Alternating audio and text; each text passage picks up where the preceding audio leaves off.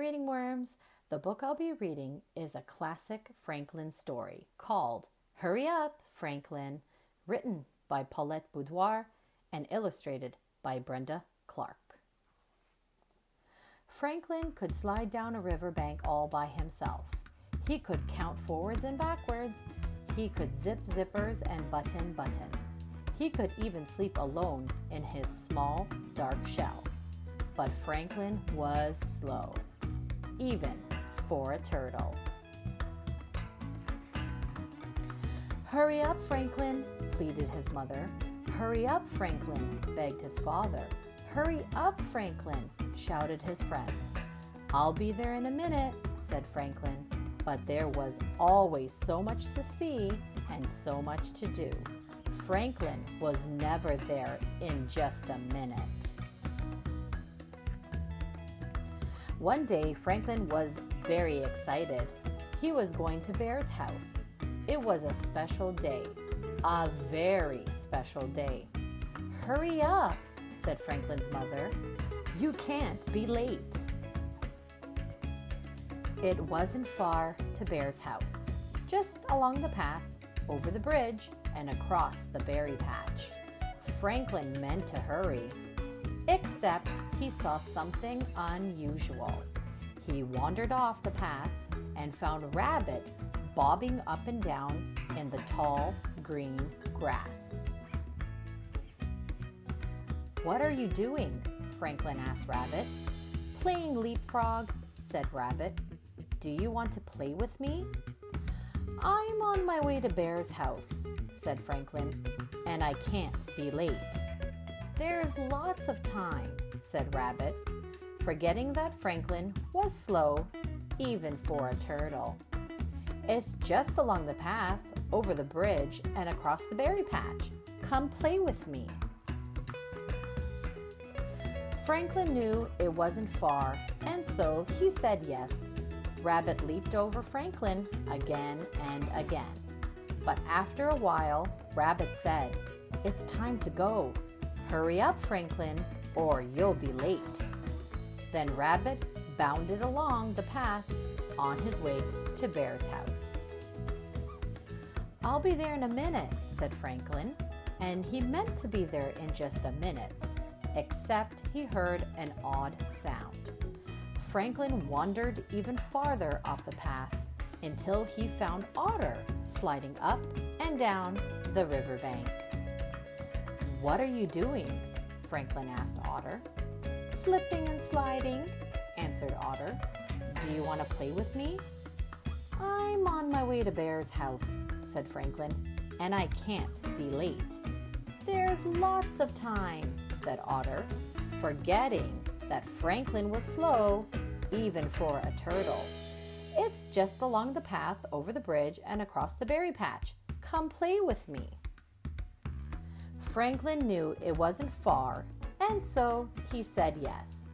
Franklin slid down the riverbank and splashed and blew bubbles until Otter said, "It's time to go. Hurry up, Franklin, or you'll be late." Then Otter swam away with a flick of her tail on her way to Bear's house. "I'll be there in a minute," said Franklin. It was very quiet. Franklin was alone and far from the path. Rabbit had gone, Otter had gone. Franklin had a frightening thought. Maybe he was already too late. Franklin walked as far as his turtle legs could walk. He hurried through the fields and along the path. He was almost at the bridge when he heard a rustle in the grass and saw a patch of reddish fur. It was Fox hiding in the bush. "Do you want to play with me?" asked Fox. "I have to hurry," said Franklin. "I'm on my way to Bear's house." "It's not very far," said Fox. "Just over the bridge and across the berry patch. Come play hide and seek." Franklin hesitated. Hide and seek was his favorite game. "Ready or not?" asked Fox. Franklin shouted, "Ready!" And he was just about to step off the path when he remembered it was a very special day and he couldn't be late. "I can't play," said Franklin. "I have to hurry." Franklin rushed along the path and over the bridge. He was in such a hurry that he almost stepped on Snail. "Where are you going in such a hurry?" asked Snail, who was even slower than Franklin. "I'm on my way to Bear's house," said Franklin. "I have to hurry. I can't be late. Being late would ruin everything." Snail began to cry. "What's wrong?" asked Franklin.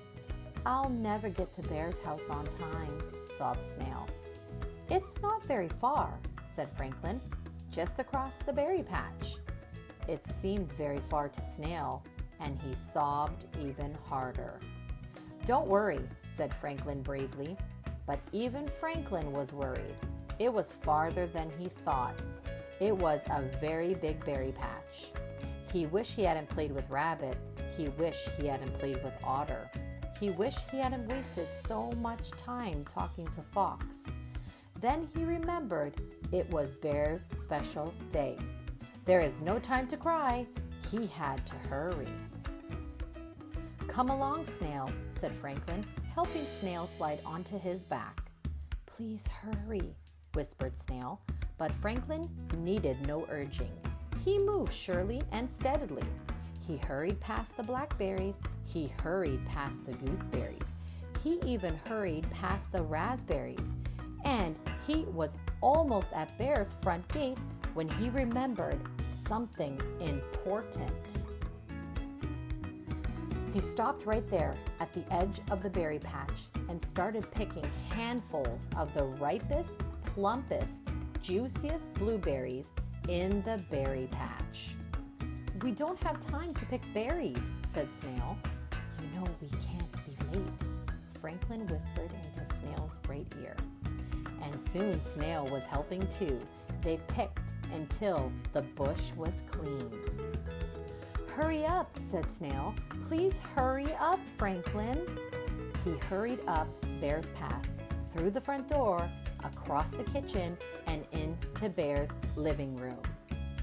Rabbit was there. Otter was there. Fox was there. Everyone was there.